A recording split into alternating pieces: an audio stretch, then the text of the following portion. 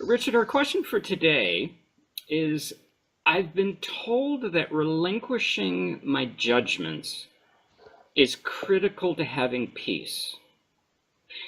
What is the relationship between letting go of my judgments and having peace, and how do I go about relinquishing my judgments?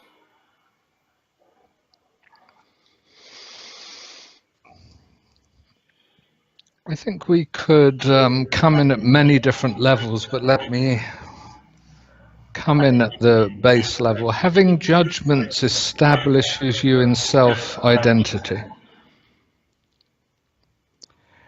Self-identity is defined in many ways experientially, but one rather obvious way is by defining oneself with a boundary around oneself due to characteristics and temperament and personality traits.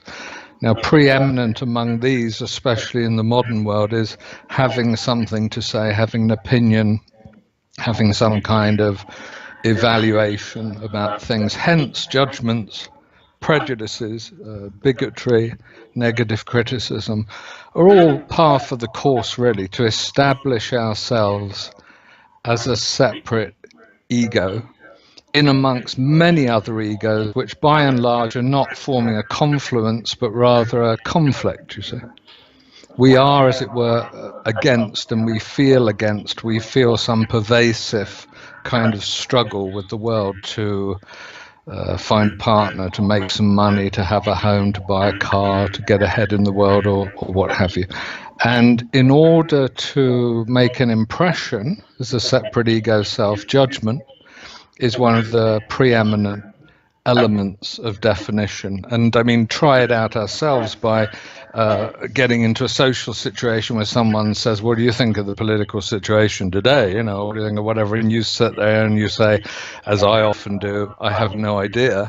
You don't make a lot of friends, but you don't make a good impression one way or another.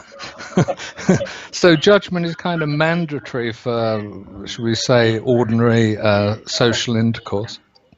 It doesn't, of course, lead to peace any more than any of the ego trappings lead to peace, for the simple reason that you're separate, you're divided, you stand alone, the world is against you, you're in perpetual struggle until death.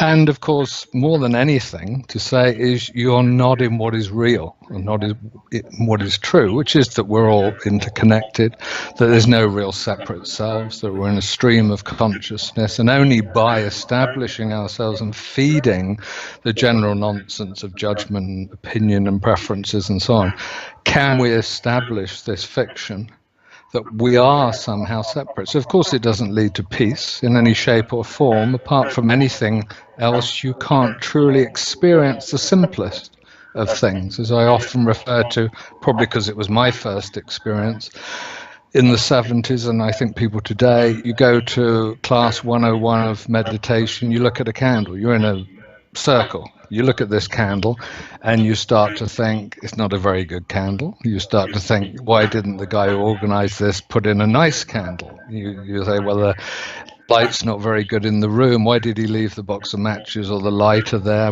You know, all these things come up, and before you know it, of course, you haven't spent a single nanosecond actually in meditation on the candle. You've just been criticizing and judging and coming up with a lot of nonsense, a kind of a narrative in which you probably would have done it better, or anyway, everything that's wrong with it. Or, of course, conversely, if you're terribly positive, everything that's right with it. But either way, you will miss the event itself, because you can never truly experience something through the veil of thought. Try it.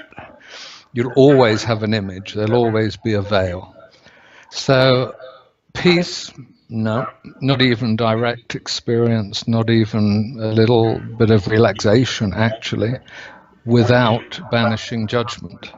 And briefly, you don't banish judgment by meeting it head on, of course. You don't judge judgment, you might say. What you do is very circumspect. You notice it, and you just let it go by. You notice it, you let it go by. You don't get attached to it. So the non-judgmental person isn't so much not judging in the main, mostly for people who are, shall we say, not judging. They're simply not jumping on the back of the horse and riding with it, you see. This horse is called judgment. They're simply watching a thing go by, and it was a stampede for a while. And then it was just a little grouping, a small herd, then it was one or two or three or four and so forth, and then it was one, and then after a while it's just not fun. So there's just clarity, there's just space. There's no horse anymore. There's no horse of judgment.